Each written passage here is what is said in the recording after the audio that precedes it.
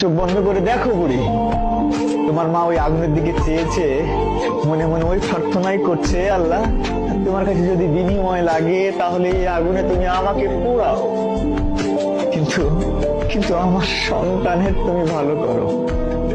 আমার সন্তান যেন খুশি থাকে, ভালো থাকে, যে কাজে তারা আছে সেই কাজের জন্য তারা যেন সফলতা পায়। আর তুমি তুমি কি করছো? তুমি এখানে এসে খুবই আরামে আরামে দিন পার করছো তো?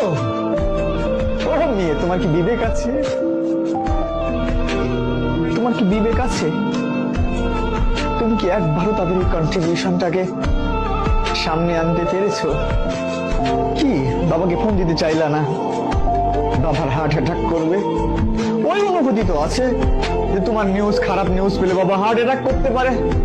তাহলে কতটা যন্ত্রণা পেলে একটা মানুষ কলাপস করতে পারে, এই অনুভূতি আছে।